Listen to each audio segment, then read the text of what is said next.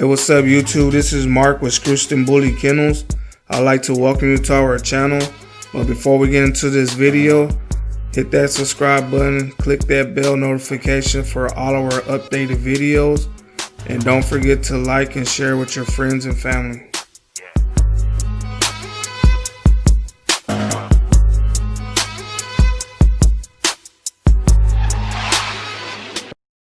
Vaccination. It's very important that you get your pups vaccinated as soon as you can and stay up to date with all of their shots, deworming, etc. The reason why is because we don't want to be exposing or introducing your dog to any type of diseases, especially if you're going to be introducing a pup to an older dog. You have to understand that these pups are very vulnerable to catching diseases. If you introduce an older dog that does carry any type of disease or infection, their body can accept it and tolerate it than a new pup could, and it could be even immediately dangerous to your life and health. So it's very important that you stay up to date. Do not introduce your dogs to other dogs that you don't have no idea about, because they might not be taking care of their dog just as well as you are, and you don't know if they've actually been vaccinated or if they're carrying any type of diseases. So that's just a rule of thumb that I always use. I never allow my dogs to go touch the grass or any outside elements until after about 14 weeks. The reason why is because I know in the back of my mind that my pups have been vaccinated. Potty training.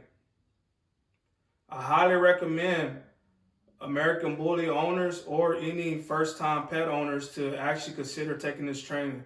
The reason why is we all seem to jump real quick to get a pup, but do not understand the work that comes behind it.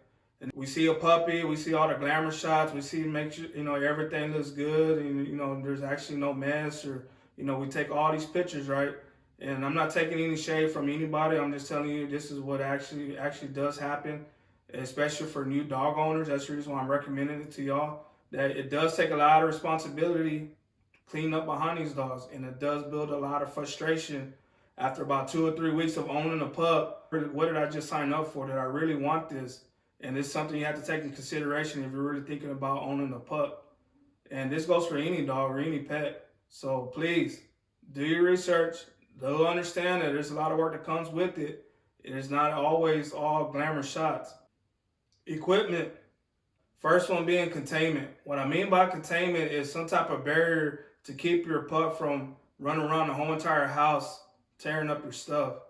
I'm only going to talk about my story, and I know a lot of y'all can relate because we've been down that road. So I used to allow my pup run around the whole entire house and end up tearing up my sheetrock, end up tearing up my furniture, end up tearing up my shoes, end up tearing my electrical cords. So I'm trying to save you a lot of money, just a FYI. Other recommendations: dog bowl, water bowl, collar, leash, crate for potty training, shampoo, stool bags, dog food. I'm only going to be talking about kibble here. There is no right or wrong answer. I just want to make myself clear on that. A lot of people have different opinions, and this is a hot topic throughout the bully community. You have to really know and understand your dog. Every dog's different. Every dog doesn't like the same dog food, so you have to actually know your dog. I'm only going to recommend what we use, so it's just a suggestion.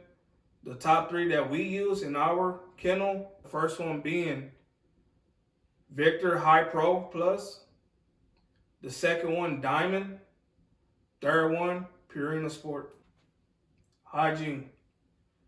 It's very important to talk about this topic, especially if you have an inside dog or you have family members like kids that are actually in contact with the pup inside or even outside.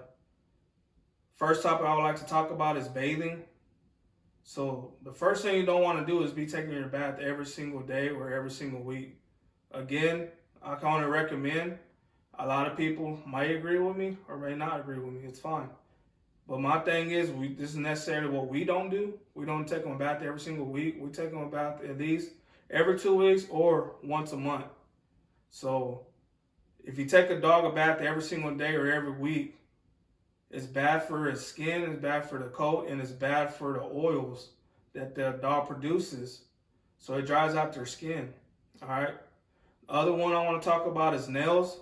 So you want to take your dog at least once a month or every 3 weeks to get their nail clipped. Therefore, it's not scratching, tearing up some of the furniture in your house, tearing up your carpet, scratching you or your kids. Know where your dog is at all times. What I mean by this, never leave your dog unattended. I'm guilty of this. I'm pretty sure a lot of other people are as well, especially when they're puppies. You know, we're trying to go inside, clean out their kennels, clean out their space. You know, we tend to leave them outside. And next thing you know, I've heard a lot of stories where your dog ended up coming up missing. Some of them snatched your dog, or your dog done possibly got ran over. So again, please keep your eye on your dog. Exercise. Exercise is the best thing you can do for a pet. What we do is we walk our dogs and pups for 15 to 25 minutes a day, 7 days a week, 365 days a year. I understand a lot of people are not going to be able to do that. So at least try to do 3 to 4 times a week. But that's the best thing you can do for your pet. I'm telling you. It's better for their heart, better for their bones, better for their body, and it's better for their heart rate. Please do not take your pup to a public place or any type of dog parks. We're trying to minimize the risk. It's all about the risk. You don't know if that place is infected, if it has any type of diseases, especially the dog parks. I know we get very, very anxious, especially as first puppy owners. We want to see how they react to different dogs. We want to see how they react to the environment. But again, you're taking a high risk of your dog catching diseases and bringing it back to your yard.